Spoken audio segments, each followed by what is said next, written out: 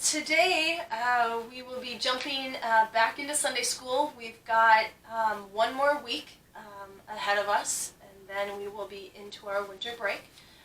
So we have, of course, this week, next week, we break until January 10th, and then we will be back, and we will keep everybody informed if that is virtually or if it's going to be in person. So, now what we can do is this lesson we're going to continue to be on the characters of Christmas, and we are going to be learning a little bit about lesson 2, which is the distracted innkeeper. So, if you'd like to go ahead and get your Bibles out, Brianne is going to read the Bible passage to you guys. So, it's going to be Luke chapter 2, 1 through 7. And while she's looking at that and you guys are gathering that, I want you to listen to this Bible verse that Brooklyn is going to read to you. Okay? So, go ahead and read that, Brooklyn. Set your minds on things above, not on earthly things. Colossians yep. chapter 3, verses 1 and 2. Good. So that'll come in handy later on. We have an activity for you that we will email to your parents. So again, that's Colossians chapter 3, verses 1 and 2. It's going to come in handy later. So, and in that Bible verse, you see to not focus on earthly things. What do you guys think earthly things are? School. Mm-hmm. Earthly things, so maybe not to worry so much when school happens or when the distractions of school. What other earthly things are around us that we tend to focus on instead of our Heavenly Father, instead of God, or instead of Jesus, that we get distracted with? I know one thing Reed gets distracted with. Since he's not here, we can call him out a little bit. His video games. Does anybody else get distracted with video games? Right? Or YouTube? Yes. Or anything like that, right? Do you get distracted with anything? Yeah. What? I get distracted about... Does your iPod distract you sometimes? Yeah, Yeah. because I have lots of things on there. Lots of games, right? So these are the kind of things that might distract us from taking time out and being with God and being with Jesus. So when Brooklyn read, set your minds on things above, heavenly things above, not on earthly things, okay? So let that sink in a little bit. Okay, so Brianne has got her Bible out and is ready. Again, it's Luke chapter 2, verses 1 through 7, so go ahead and listen. In those days, Caesar Augustus issued a decree that a census should be taken of the entire Roman world. This was the first census that took place while Quirinius was governor of Syria, and everyone went to their own town to register. So Joseph also went up to the town of Nazareth in Galilee to Judea, to Bethlehem, the town of David, because he belonged to the house and line of David. He went there to register with Mary, who was pledged to be married to him and was expecting a child. While they were there, the time came for the baby to be born, and she gave birth to their firstborn, a son. She wrapped him in cloths and placed him in a manger because there was no guest room available for them. Thank you very much. Okay, so like always, we have some questions that are associated with that. So, and you guys have probably heard a lot about this the last couple of weeks as we've been learning about Christmas and learning about about baby Jesus and about Joseph and Mary's travels and everybody that is along for that. We tend to keep reading about in the Gospel Luke. So these questions you might have heard already. So they should be really easy for you guys. So, all right. So who decrees that a census needs to be taken in the entire Roman world? Who was that? Caesar Augustus. Caesar Augustus, right? He said that. Okay. So why do Joseph and Mary have to travel to Bethlehem? They travel to Bethlehem. They have Jesus there, right? So that they can take their census. Right. Yep, exactly. So that is Joseph's hometown, right? Town of David. So they had to go there and register. All right, why does Mary travel with Joseph? He's gonna marry him. Right, she's going to marry him. So they go along, right? Husband and wife, they do that. Right, absolutely. Okay, so how do you think Mary and Joseph feel after all the traveling they did? If you're traveling a long way and they're tired, right? They're super tired, and she's pregnant with baby Jesus, so she's really tired, right? I'm sure her feet hurt and everything, right? Okay, so while they were there in Bethlehem, what happens? What happens when they're in Bethlehem? She has the baby. Right. She has the baby. She has her baby. So when the baby is born and Mary wraps him in the clothes and places him in the manger. Again, what's a manger? A manger is like a crate, like a hay in there. Yeah, it's kind of, and that's what it is. It's like a feeding trough back in the day. So it's also called a manger, but that's where she laid baby Jesus, right? Okay. And then why is Mary using a manger as a crib for baby Jesus? Why did she have to use a manger? Because she did not have any rooms, guest rooms for the baby. Yeah, so they didn't have any room in the inn, right? So there we are again. We did not have any room for any Mary, Joseph, or baby Jesus in the inn. All right. So, just a few things. I don't think there was much more than that. We do have a few activities for you guys. So again, ask your parents to do that. We have a maze. I'm not sure if you guys are going to see this very good, but there's a fun maze that Brooklyn, obviously, as you can see, is very excited to do. So you're going to start up on the top and try to find your way down to the manger, to baby Jesus, okay? So we have that activity.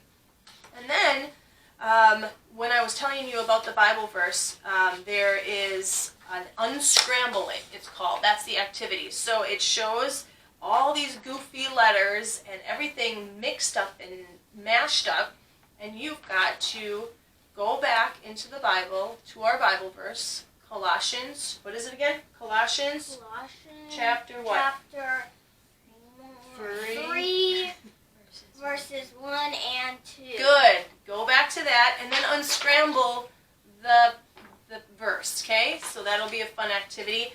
And then we have one more cool activity here. It's kind of like what we did for Thanksgiving when there was a Mad Lib. But this is the story. It says, My Story of Christmas Distractions. We do have to fill it out. So I'm going to walk through it with you and the girls here so we can answer these questions real quick and then read the story to you. I'm thinking it'll be kind of funny. So, all right. So real quickly, there's about 15 questions that you need to fill out. And then you need to add it in. So you're going to fill it out on the distractions think sheet. You can see that. And then you're going to add those into my story of Christmas distractions, okay? All right, so we are going to do this real quick here. Okay, so you guys, of course, girl. Okay, whose name are we going to use? Brooklyn. Brooklyn? Okay. Brooklyn. All right. Okay, I need a name of a store. Target. Oh, you like Target. Okay. We need a thing. Oh, excuse me, I take that back. Nope, first of all, yes, we need a thing. Toaster. You like toasters, don't you? I don't know why either. Store name. Okay, we got Target. Okay, we got a toaster. Okay. We need a food. Brooklyn, what's a food? What kind of food? Anything. Anything? Mm-hmm. Let's see. Noodles. Noodles. Okay. Now, a craft. Any sort of craft that you like to make. Painting? Okay. Okay. A cartoon character. Raven. Bugs. Oh. That's not cartoon. Bugs Bunny. You don't know what Bugs Bunny is? He's a Oh, bunny good named heavens. Bugs. She's aging me. Okay. Place. A place to go or a place? Grandma's house. All right. Grandma's house. Okay. Okay, we need 3 decorating items. Like Christmas kind of decorated items. Blankets, Okay. Christmas tree, Tree. Okay. stockings. There you go. That's a good one. How much? 3. 3? Okay, you're Oh, good. that's it. Okay. Your name. Again. Brooklyn. Okay. All right. 3 items. Again? Okay. Um, Brooklyn, that's gonna go. A microwave, Hold on. Microwave. a pillow, Got it. and ornaments. Ornaments. All right. Then we need a place. Another place. I got this. Okay. Let's see. I don't know if I got this. Well, you can name any place. You can name the barn or the parlor or the car or Barn. the barn. Okay, we need 3 food items. First is Meatballs. Meatballs. Okay, what other? Pop-Tarts. Pop-Tarts. Ham. And ham. Okay, we need another cartoon character. Daffy Duck. You don't know Daffy Duck either? I Are do. you serious? I used to do. watch these all the time. I Okay, do. Christmas character. Elf. The elf. The Grinch is a good one too. Yep. Okay.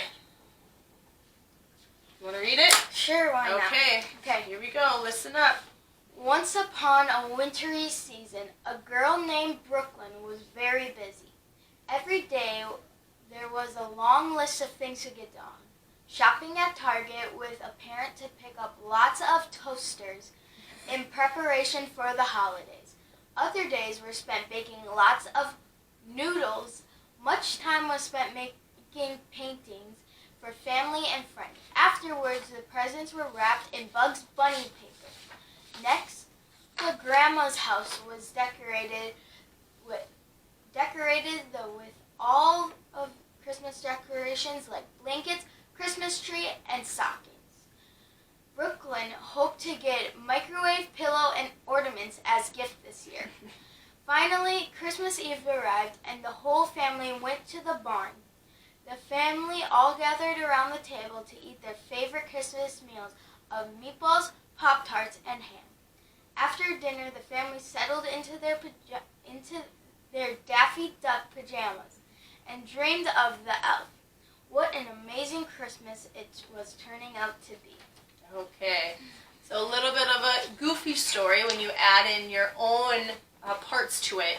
But what this was to prove here is that the distractions that come at this time of year, like the shopping and the baking of cookies and, the decorating and all these things that become distractions and all they're fun and they're exciting.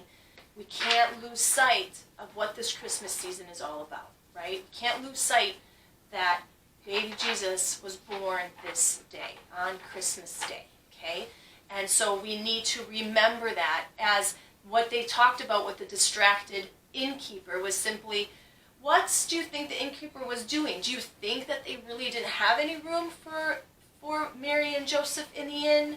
Or do you think that maybe they were too busy with other customers that they didn't even pay attention that Mary and Joseph were there, so they had to go find something else?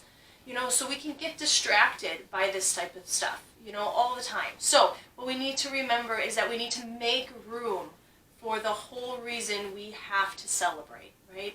The whole reason is Jesus.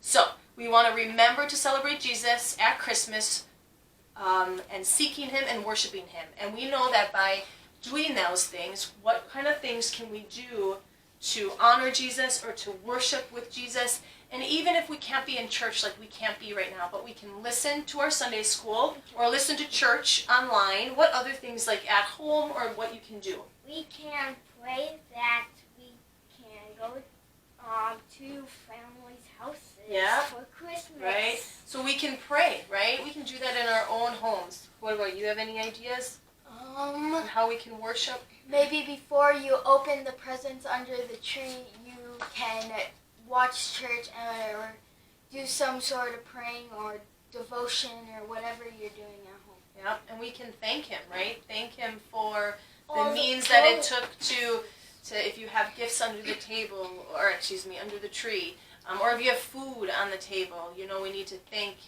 God for our treasures that our parents and our families are able to support us with. Okay, so, all right, guys, we got one more week ahead of us yet. Thank you so much for joining us. I hope you all have a great day, and we will see you real soon, okay? Bye! Bye.